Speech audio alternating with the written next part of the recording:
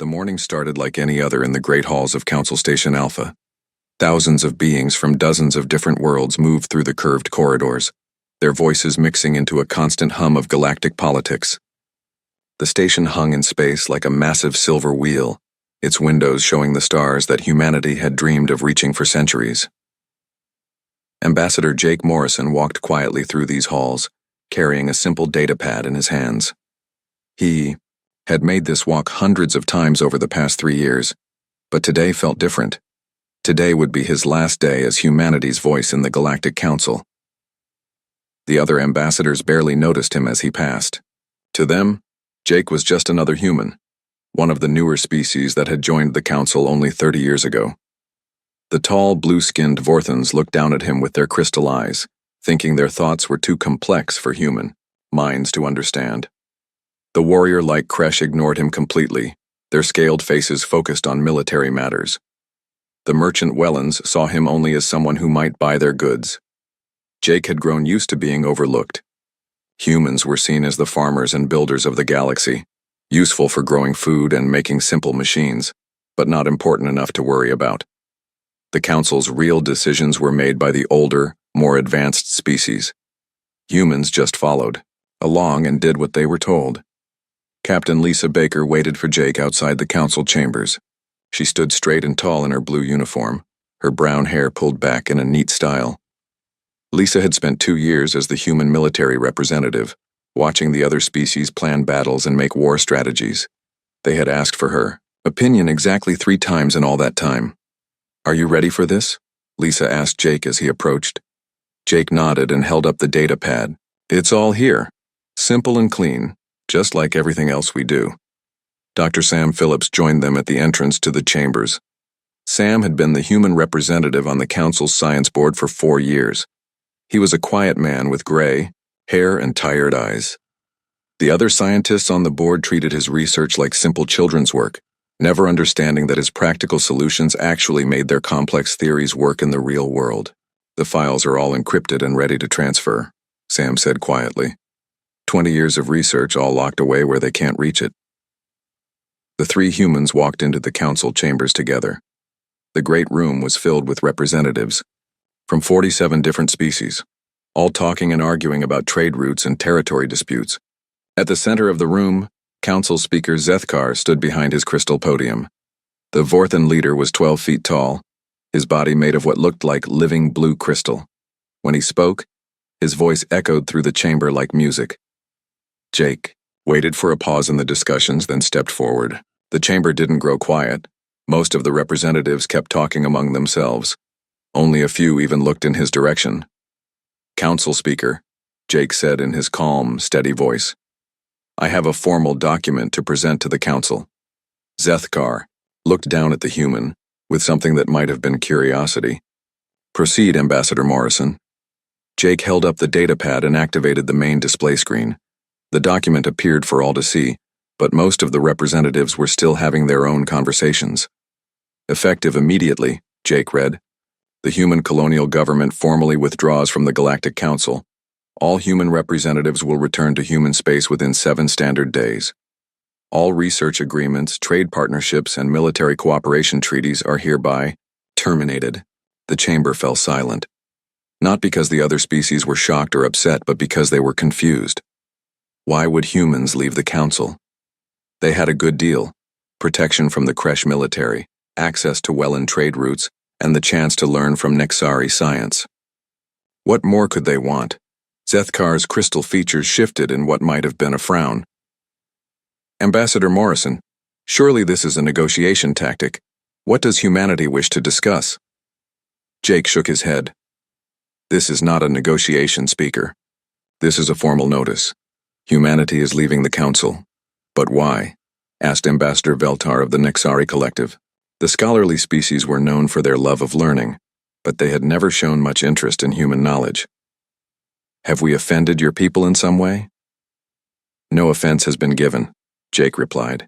"Humanity simply chooses to follow a different path." The Kresh military representative, General Throckmar, laughed with a sound like grinding metal. "Let them go. Humans contribute nothing but food and basic tools. We can find others to fill that role. Lisa Baker stepped forward, her military training, keeping her face calm even as her eyes flashed with anger. General, you might want to check your weapon systems before you dismiss human contributions so easily. Throckmar waved a clawed hand dismissively. Human technology is primitive. Our weapons are far superior. Your weapons use human targeting systems, Lisa said quietly. Your ships navigate with human-designed software. Your supply lines run on human logistics programs. Nonsense, Throckmar replied. Those are Kresh systems improved by Kresh engineers. Dr. Sam Phillips spoke for the first time, his voice soft but clear. General, who do you think wrote the code that makes your improved systems actually work? The chamber buzzed with confused conversations. The other species were starting to realize that maybe they didn't know as much about human involvement in their technology as they thought. Zethkar raised one crystal hand for silence. Ambassador Morrison, perhaps we should discuss this matter more carefully. Surely humanity's concerns can be addressed within the council structure. Our concerns are not with the council, Jake said. Our concerns are with the path we wish to take. Humanity has decided to build something new. New? Asked the Welland trade representative. What could be newer than the council? We have maintained galactic peace and prosperity for over 2,000 years. Jake smiled, but it was not a happy expression. You have maintained your version of peace and prosperity. Humanity seeks something different. Amy Johnson appeared at Jake's shoulder. She was the human engineer who had spent 5 years working on the council's infrastructure systems. Most of the other species didn't even know her name, but her work kept the station's life support, power grid, and communication networks running smoothly. The transition protocols are all in place, Amy said quietly to Jake. Everything will. Keep working for about 6 months. After that, she shrugged. What is she talking about? Zethkar demanded. Jake looked up at the crystal being who had led the council for 3 centuries. Speaker, humanity built more of your infrastructure than you realize. When we leave, we take our knowledge with us. What happens after that is your responsibility. The human delegation began walking toward the exit. Other representatives called after them, asking questions, making demands, offering compromises. Jake and his people ignored them all. At the doorway, Jake turned back one last time. The human embassy will be cleared by tomorrow. Our ships will depart within the week. We wish the council well in their future endeavors. And then they were gone, leaving behind a chamber full of confused and increasingly worried aliens. Over the next 3 days, human personnel throughout council space quietly packed their belongings and prepared to leave. They didn't make speeches or demands, they didn't protest or complain. They simply collected their things and headed home.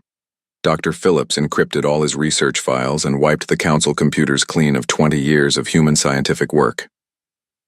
Amy Johnson shut down the maintenance protocols she had written for hundreds of council systems, leaving only basic operating instructions that would work for a few months before failing. Captain Baker recalled all human military advisors from council fleets and bases.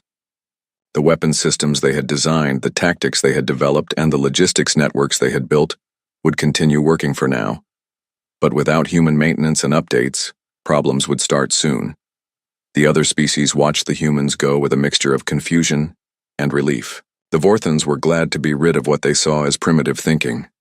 The Kresh were happy to have fewer voices questioning their military plans. The Wellands thought they could easily replace human agricultural products with supplies from other worlds.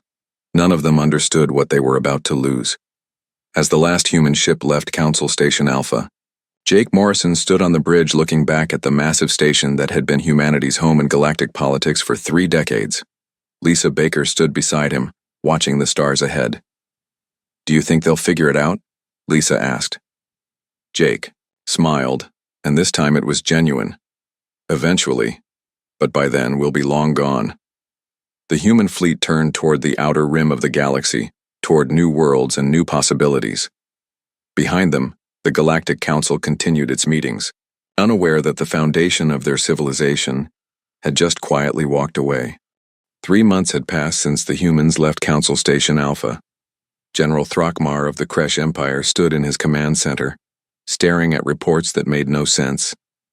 His latest military campaign against the rebel colonies in the Outer Rim had come to a complete stop, and he couldn't understand why. The Kresh had been fighting these rebels for 2 years. It should have been an easy victory. The Empire had superior numbers, better ships, and weapons that could cut through rebel defenses like paper, but now suddenly nothing was working properly. "General," his weapons officer called from across the bridge. "The plasma cannons are offline again. The targeting system keeps giving error messages." Throckmar's scaled face twisted in anger. "Fix it. We have a battle to fight." "Sir, we've tried. The system won't respond to our commands. It's asking for some kind of access code that we don't have." The general moved to the weapons station and looked at the screen. Lines of text scrolled, passed in a language he didn't recognize. At the bottom, a message appeared in Galactic Standard. "Authorization required. Contact System Administrator." "Who is the System Administrator?" Throckmar demanded. His technical officer, a young Kresh, named Vectar, looked nervous. "Sir, according to the records, it was Captain Lisa Baker of the Human Forces."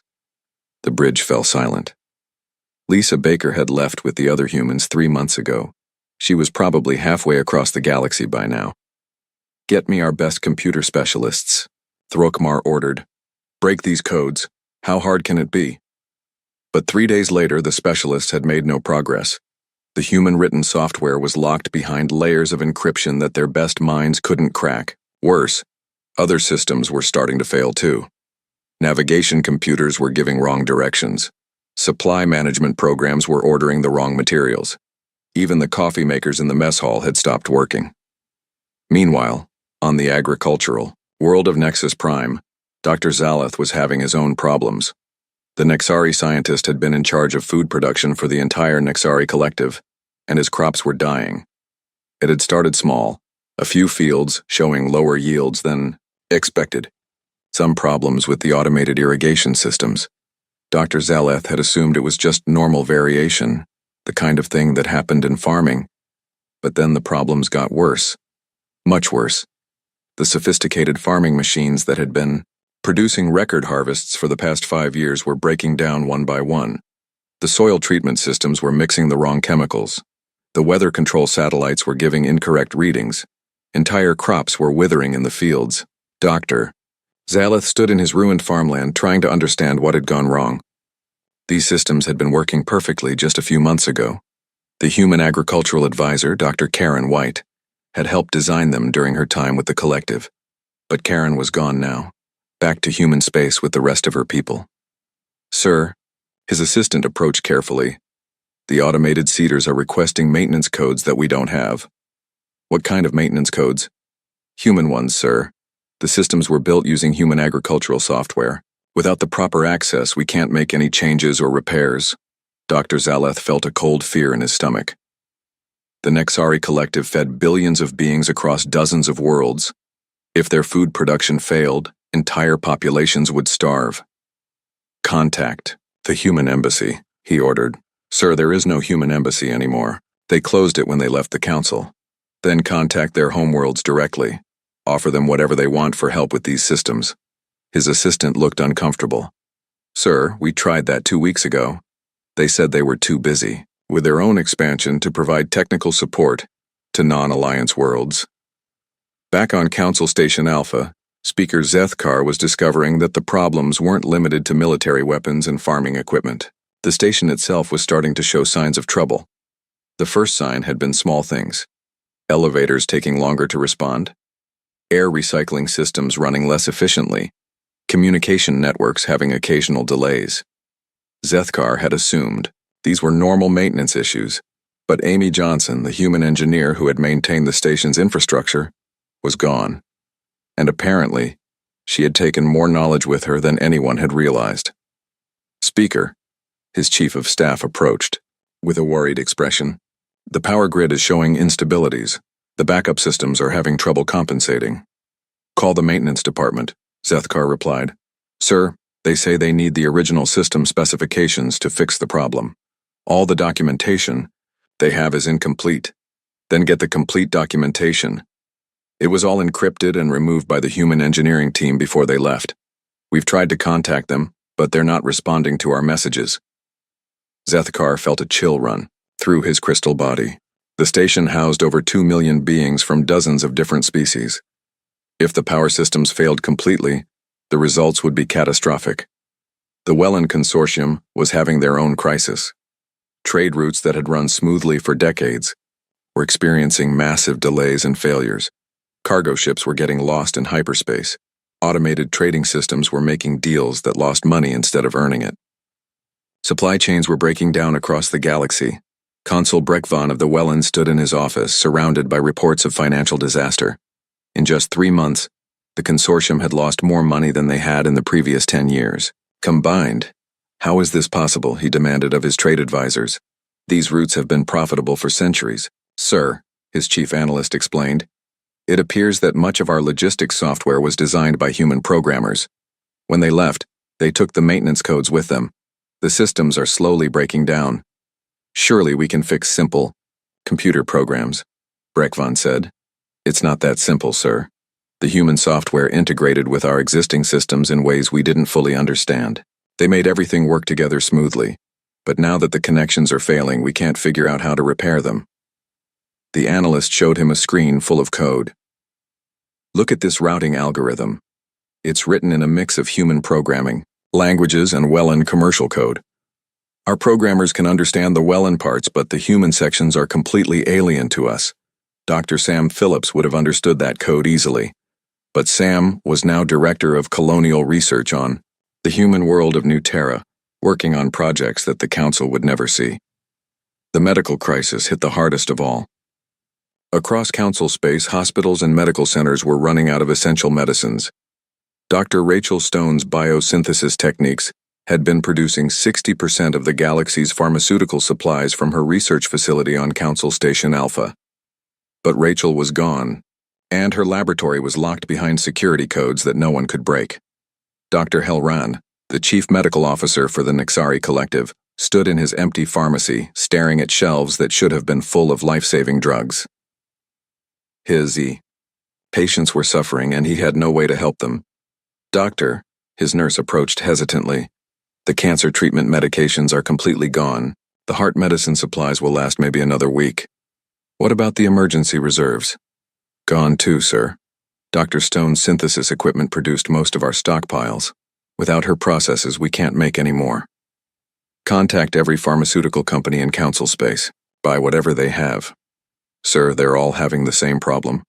They all relied on Dr. Stone's work to some degree. The entire medical supply chain is failing. Dr. Helran sank into his chair, overwhelmed by the scope of the disaster. Billions of beings across the galaxy depended on medicines that only one human scientist knew how to produce properly. Meanwhile, reports were flooding into Council Station Alpha from across the galaxy. The Vorthan communication networks were experiencing strange delays and errors. The Kresh military was finding that their most advanced weapons wouldn't function without human-written software. The Nixari research stations were going dark one by one as their power management systems failed. Speaker Zethkar called an emergency session of the Council. Representatives from all the major species gathered in the Great Chamber, but instead of their usual confident discussions about policy and politics, the room was filled with worried whispers and frightened voices. Fellow council members, Zethkar began, his crystal voice lacking its usual authority.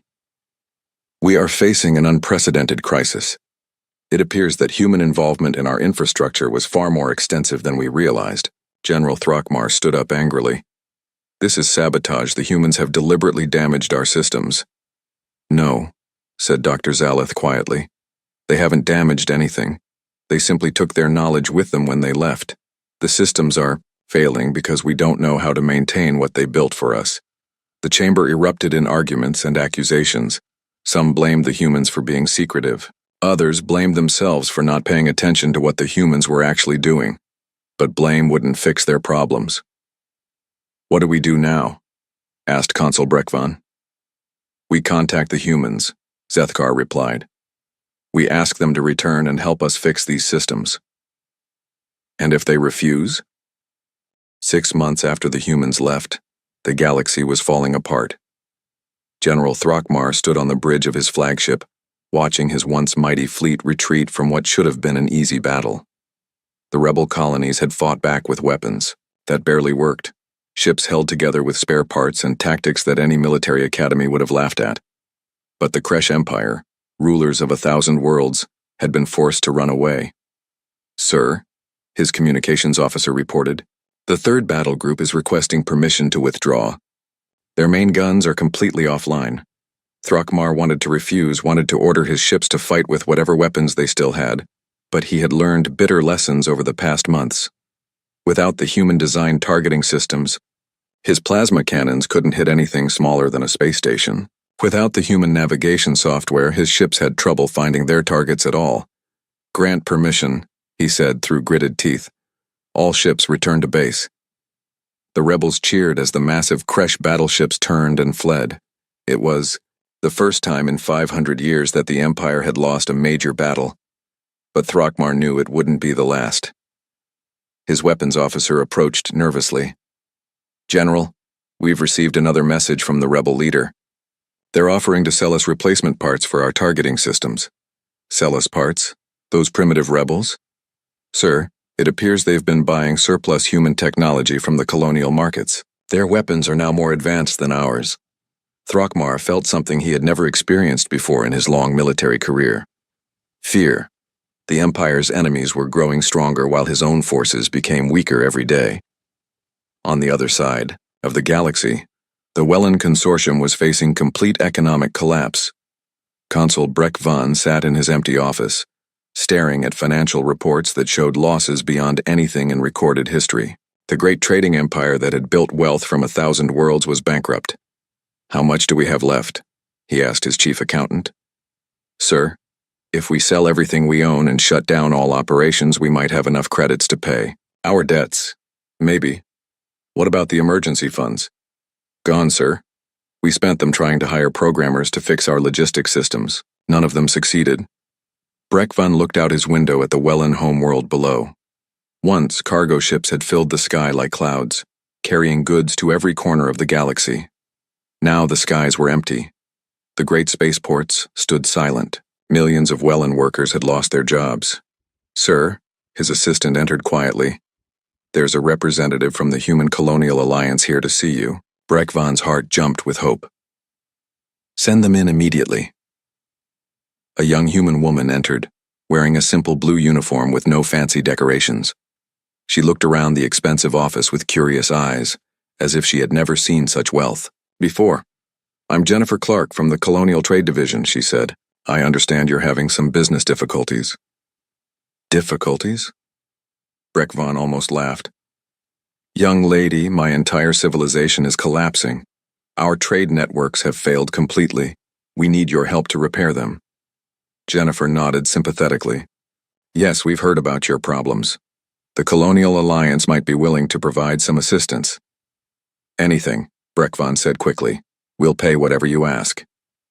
"Well," Jennifer said slowly, "we could establish new trade routes using our own logistics systems. Of course, we'd need to manage them ourselves to ensure proper maintenance." "You want to control our trade routes?" "Not control, sir. Manage. We've learned that our systems work best when our people oversee them directly." Breck Von realized what she was really saying. The humans would help, but only if the Wellens gave up control of their own economy. It was either that or complete collapse. "I'll need to discuss this with the Consortium Council," he said. Jennifer smiled politely. "Of course. Take your time. We're not going anywhere." But as she left, Breck Von knew they both understood the truth. The Wellens had no choice at all. The medical crisis had become a disaster beyond imagination. Dr. Hellran walked through hospital corridors filled with patients he couldn't help. The medicines that had kept billions of beings healthy and alive were gone, and there was no way to make more. "Doctor," a nurse called from one of the patient rooms.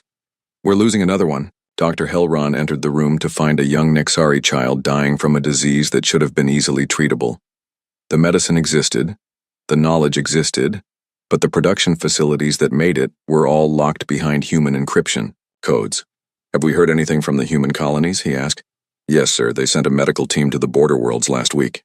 "To help us?" "No, sir. to help human refugees who are fleeing from council space. Dr. Helron felt a deep sadness. Across the galaxy, beings were leaving their homes and traveling to human colonies, begging for medical treatment that only human doctors could provide. The refugees were being welcomed and treated, but they had to give up their old lives completely.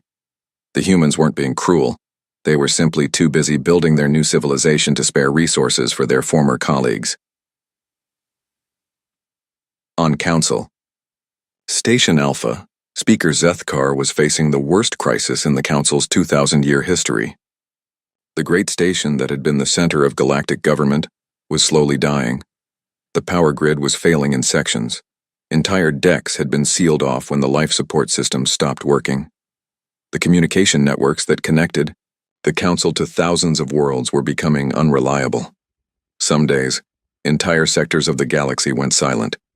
Speaker, his chief of staff reported. The Kresh Empire is requesting emergency assistance. Their military is no longer capable of maintaining order in their territory. What kind of assistance? They want Council peacekeeping forces to help suppress rebellions. Zethkar almost laughed, but there was no humor in the situation. What peacekeeping forces? Our own ships can barely navigate space lanes without getting lost. Sir, there's more. The Nexari Collective is reporting food riots on 17 worlds.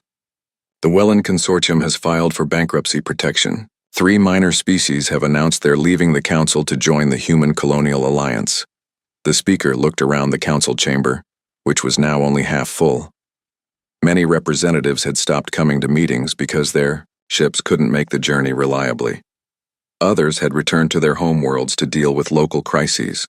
How many requests for human assistance have we sent? Zethkar asked. 47 official requests, sir, plus hundreds of unofficial messages from individual worlds and organizations. And their response? The same each time. They're focused on their own development and cannot spare resources for non-alliance worlds. Zethkar understood the message. The humans weren't interested in fixing the Council's problems. They were building something new, something better, and they were inviting other species to join them as equals, rather than trying to prop up the old system. Admiral Chuck Davis, formerly the human military liaison to the Council, now commanded the Colonial Defense Force from his headquarters on New Chicago. He stood in his command center, watching displays that showed human space expanding day by day. Admiral, his intelligence officer reported, the Kresh Empire has lost control of the Outer Rim completely. The rebel colonies there are asking to join the Alliance. What's our assessment of their military capability? Minimal, sir, but they have valuable mining operations and strategic position near the core worlds. Chuck nodded. Send a diplomatic mission. Full membership offer, same terms as everyone else. Sir, the Kresh are threatening military action if we interfere in their territory. With what military? Chuck asked. Half their fleet can't leave port because their engines won't start. It was true. The mighty Kresh Empire, which had once threatened entire sectors of the galaxy, was now struggling to maintain order on its own worlds. Their weapons didn't work, their ships couldn't navigate properly, and their enemies were better armed than they were.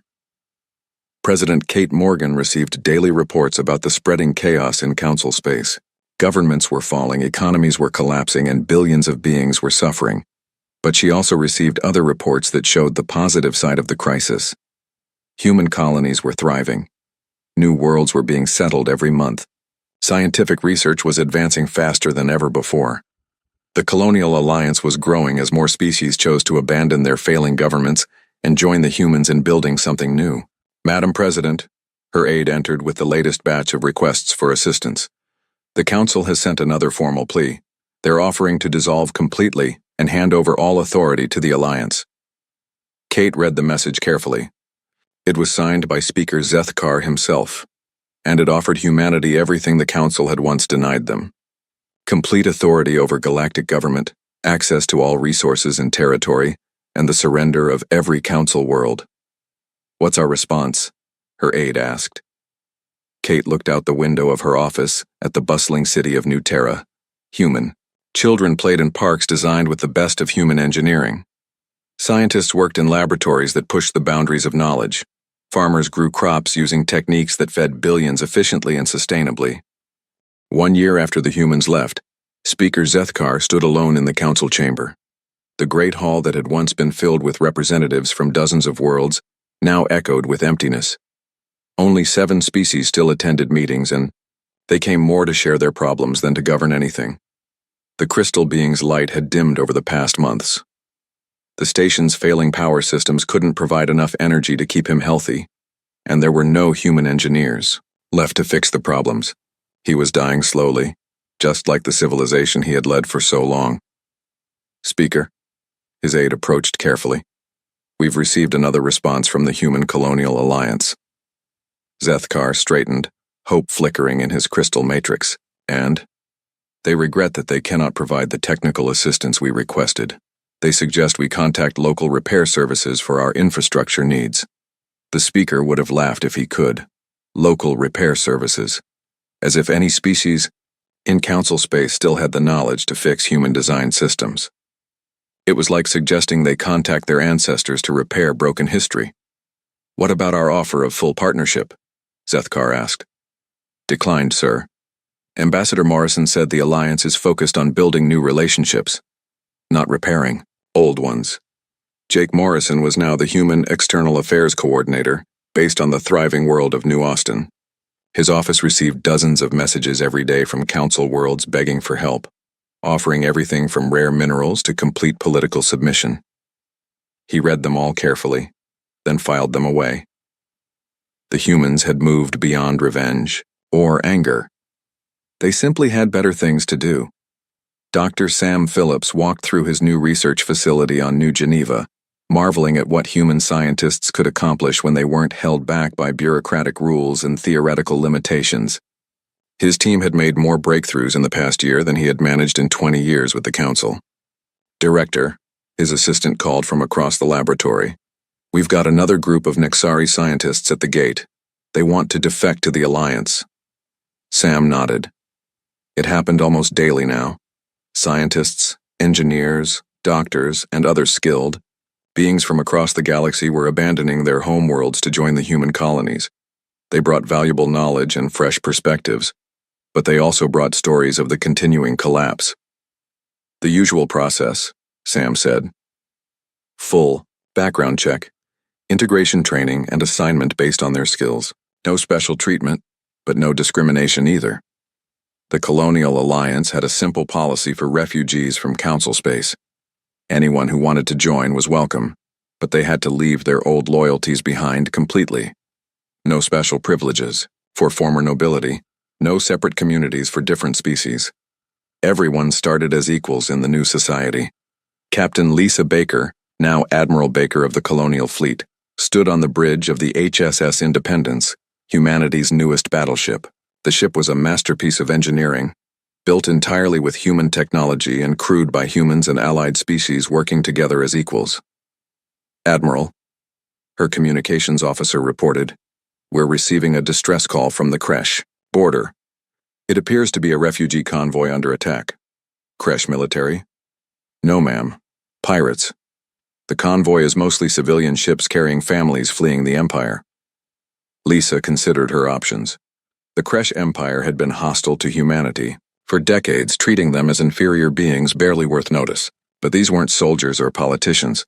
They were ordinary families trying to escape the chaos that their leaders had created. "Set course for the convoy," she ordered. "Full speed." "Ma'am, we'll be crossing into Kresh territory." "The Kresh Empire doesn't exist anymore," Lisa replied. "It's just empty space with some very scared people in it."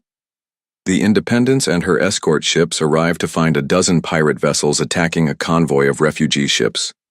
The pirates had been taking advantage of the Empire's collapsed defenses, raiding helpless civilians with stolen military equipment. The battle lasted exactly 4 minutes. The human ships moved with precision that the pirates had never seen before. Their weapons hit targets with perfect accuracy.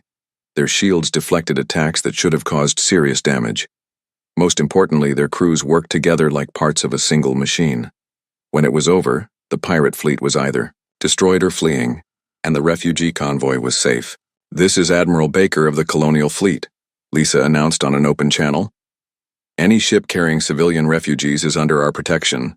Pirates and raiders will be dealt with accordingly." The message spread quickly through the chaos of Vayu, former council space. The humans were back, but not as the subordinate species that had left quietly a year ago. They were now the strongest military force in the galaxy, and they were using that strength to protect the innocent rather than conquer territory. General Throckmar received the news in his bunker on the Kresh homeworld. The once mighty warrior now commanded a military that existed mostly on paper. Half his ships couldn't leave port, and the other half could barely defend their own bases. "Sir," his aide reported nervously, "the humans have established a refugee camp in the Kepler sector. They're accepting any Kresh citizen who wants to leave the Empire." "That's our territory," Throckmar growled. "Sir, with respect, we don't control that territory anymore. We haven't had a functioning military presence there for 6 months." It was true. The Empire was fragmenting into dozens of independent systems, each struggling to survive on its own. Some had already applied to join the Colonial Alliance. Others were being overrun by pirates or rebels. A few were trying to maintain the old ways, but they were failing quickly without human technology to support them. "What about our demands for human technical assistance?" Throckmar asked. "They've offered to accept our engineers into their training programs, sir. On their worlds, under their rules. They want our people to become human? They want our people to become citizens of the Alliance, sir. Same as everyone else." Dr. Zaleth stood in the ruins of what had once been the galaxy's most productive agricultural world. The farms that had fed billions were now empty fields growing only weeds. The sophisticated machines lay broken and silent. The knowledge to run them was locked away in human minds on distant worlds. A small ship landed nearby, and Dr. Zaleth watched as a young human woman stepped out. She wore practical work clothes and carried a simple toolkit, nothing like the expensive equipment that Council scientists always used. "Dr. Zaleth?" she asked, approaching with a friendly smile. "I'm Susan Lopez from the Alliance Agricultural Development Program." "You've come to help us?" Zaleth asked hopefully. "I've come to offer you a choice," Susan replied. "The Alliance is establishing new agricultural colonies in this sector. We need experienced farmers and scientists to help design them. You want me to abandon my world?" Susan looked around at the dead farmland. "Doctor, what world? There's nothing left here to save. But you could help us build something new." She handed him a data pad showing plans for agricultural colonies that made his old farms look primitive. Vertical growing systems that produced 10 times more food in half the space. Weather control that actually worked. Soil treatment that improved rather than depleted the land. "These are your designs?" Zaleth asked. "Human and Alliance cooperative designs," Susan corrected. "We work together. Former Nexari scientists have contributed some of our best innovations." Zaleth realized she was offering him something the Council never had: true partnership. Not subordination or charity, but a chance to help build something better than what had come before. The Vorthon home world was dying. The crystal beings needed specific energy frequencies to survive, and their power systems could no longer provide them. Speaker Zethkar's personal energy levels were so low that he could barely maintain his physical form. "Sir," his aide reported, "the humans have agreed to meet with you." "Here?" "No, sir. On neutral territory. The station at Epsilon Gate." Zethkar knew it was probably his last chance. The journey to Epsilon Gate would use most of his remaining energy reserves. If the humans refused to help, he wouldn't have enough power to return home, but he had no choice. The Vorthan civilization was weeks away from complete extinction. The meeting took place in a simple conference room with basic furniture and standard lighting. Jake Morrison sat across from the dying council speaker, flanked by Admiral Baker, and President Morgan, who had traveled from New Terra specifically for this meeting. "Speaker Zethkar," President Morgan said formally, "we understand you wish to speak with us." "President Morgan," Zethkar replied, his voice barely audible, "I come to surrender." "We're not at war," Jake said gently. "There's nothing to surrender. I surrender the arrogance that destroyed us," Zethkar continued. "I surrender the pride that blinded us to your true contributions. I surrender the ignorance that cost us everything." Kate Morgan studied the dying alien leader with compassionate eyes. "What do you want from us?" "Save my people," Zethkar whispered. "Not as subjects or servants, but as equals. Teach us to be better than we were." "The Alliance has citizenship programs," Admiral Baker said. Standard integration process, same as everyone else. You would accept us, after everything we did? 2 years after the humans left the Galactic Council, the galaxy looked completely different. President Kate Morgan stood on the observation deck of New Terra's Capitol building, watching ships arrive and depart from the busy spaceport below. The vessels came from hundreds of different worlds, carrying beings from dozens of species, all working together as citizens of the Colonial Alliance. Madam President, her aide approached with the daily reports. The integration numbers are, and we've processed another 50,000 new citizens this month. Kate nodded, reviewing the data. Former Kresh warriors working alongside Nexari scientists, fourth-hand engineers learning human manufacturing techniques, Welland traders adapting to Alliance commercial law. It was everything the old council had claimed to be but never actually achieved. Any word from the outer sectors? Kate asked. Yes, ma'am. The Kepler colonies are reporting successful harvests. The mining operations in the Ross sector are ahead of schedule, and the research station at Wolf 359 has made another breakthrough in energy production. Each success represented something that would have been impossible under the old system. The Alliance didn't just allow cooperation between species, it required it.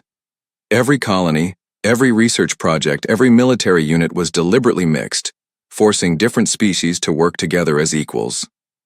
Dr. Sam Phillips walked through his expanded research complex on New Geneva, accompanied by his team leaders, a mix of humans, reformed Nexari, and even a few Vorthon crystal beings who had adapted to working in physical laboratories. The facility was 10 times larger than his old council laboratory, and infinitely more productive. Director, Dr. Zaleth called from across the main lab. The former Nexari agricultural expert had become one of the Alliance's leading food production specialists. The vertical farming tests are showing remarkable results. We can feed 10 times more people with half the land. Excellent, Sam replied. How soon can we implement this on the new colonies? The human engineers say they can have the equipment ready within 6 months, said Velkar, a Vorthon who had joined the team after his home world's collapse. Their manufacturing capabilities are extraordinary. It was true. Human industry, freed from council regulations and restrictions, had exploded across the galaxy. Alliance factories produced goods that made the old council technology look primitive. Ships that were faster, weapons that were more accurate, tools that were more efficient, all designed by mixed teams working without the artificial barriers that had limited the old civilization. Admiral Lisa Baker stood on the bridge of the HSS Liberation, flagship of the Alliance fleet. The massive ship was patrolling the border between Alliance space and what remained of the old Council territories. But this wasn't a military patrol. It was a rescue mission. Admiral, her communications officer reported, we're receiving distress signals from the Proxima system. Appears to be refugees from the Kresh Civil War. How many ships? Approximately 200 civilian vessels, ma'am. They're requesting permission to enter Alliance space. Lisa smiled. 2 years ago, those same refugees would have been trying to conquer Alliance worlds. Now they were begging for protection from the chaos their own leaders had created. Grant permission, she ordered. Escort them to the processing station at Centauri Base. Full refugee protocols. The refugee processing had become routine. Former enemies arriving desperate and broken, expecting punishment or slavery, only to discover they were being offered genuine citizenship in a society better than anything they had known. But not everyone was welcome. The Alliance had strict policies about war criminals and those who had committed crimes against sentient beings. Justice was important, but so was the chance for redemption. General Throckmar sat in a small apartment on New Austin, wearing simple civilian clothes instead of his old military uniform. The former Kresh commander now worked as a security consultant for Alliance colonies, using his knowledge of military tactics to help protect peaceful settlements. It had been a hard adjustment, going from commanding millions of soldiers to advising small colonial defense forces. But it was honest work, and for the first time in his long life, Throckmar felt like he was actually protecting people instead of conquering them. Sir, his human assistant called from the next room. We've got a request from the New Jakarta colony. They're having trouble with pirates in their shipping lanes. Throckmar studied the tactical situation on his computer screen. The pirates were using old Kresh military equipment, probably stolen during the Empire's collapse.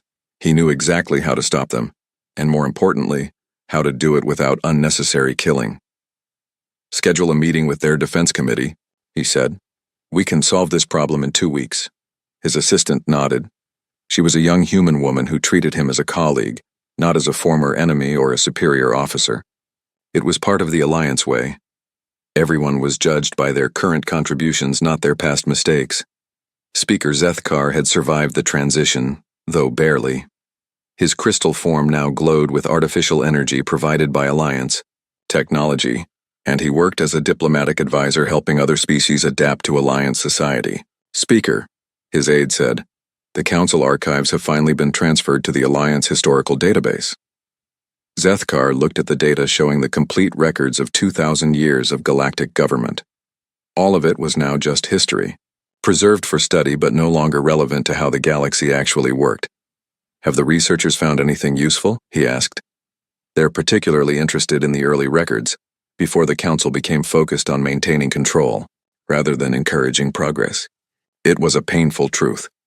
The Council had started as an organization dedicated to cooperation and mutual advancement, but over the centuries, it had become obsessed with preserving the status quo and maintaining the power of the established species. The humans had simply reminded the galaxy what cooperative civilization could actually accomplish. Dr. Rachel Stone stood in her new medical research facility on New Geneva, working alongside doctors from a dozen different species. Her team had eliminated most genetic diseases among Alliance populations and was working on life extension technologies that would benefit all species equally. "Doctor," her Nexari colleague called excitedly. "The cellular regeneration tests are showing remarkable success. We could extend healthy lifespans by centuries." Rachel smiled at the breakthrough. Under the old Council system, such medical advances would have been hoarded by the most powerful species. In the Alliance, every discovery was shared immediately with all member worlds. "How soon can we begin clinical trials?" she asked. "The Ethics Committee has already approved initial testing. We could start within months." The Ethics Committee was another Alliance innovation. Representatives from every species working together to ensure that scientific advances benefited everyone fairly. It was slower than the old Council's dictatorial approach, but it produced results that everyone could trust. Amy Johnson walked through the construction sites of New Detroit, watching as massive manufacturing facilities took shape. The city was becoming the industrial heart of the Alliance, producing everything from starships to farming equipment using techniques that combined the best knowledge from all member species. "Engineer Johnson," her construction supervisor called, "the new assembly lines are ready for testing." Amy nodded, checking her tablet. The production capabilities they were building would have seemed impossible just 2 years ago. But when humans were free to innovate and other species were free to contribute their expertise, amazing things became routine. "Let's see what we can build," she said. The first items off the production line were medical supplies destined for refugee camps in former Council space. The Alliance didn't ignore the suffering in the old territories. They simply dealt with it on their own terms, providing aid to those who needed it while building something better for the future. President Morgan received the final report on the old Council territories with mixed feelings. The Galactic Council had officially dissolved 3 months ago. The last Council meeting had been attended by exactly 3 representatives, and they had spent most of their time arguing about who was responsible for their failures. Some former Council worlds had descended into chaos and civil war. Others had been taken over by local warlords or criminal organizations.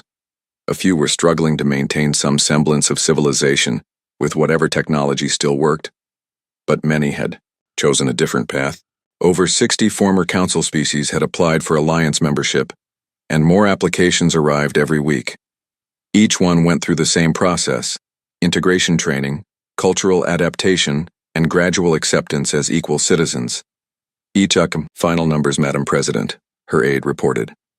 The Alliance now includes 112 different species across 438 worlds. Kate looked at the map showing Alliance territory expanding across the galaxy. Not through conquest or force, but through voluntary association. Species joining because they wanted to be part of something better, not because they had no choice. "Any word from the Historical Research Project?" she asked. Yes, ma'am. The final report on the Council's collapse has been completed.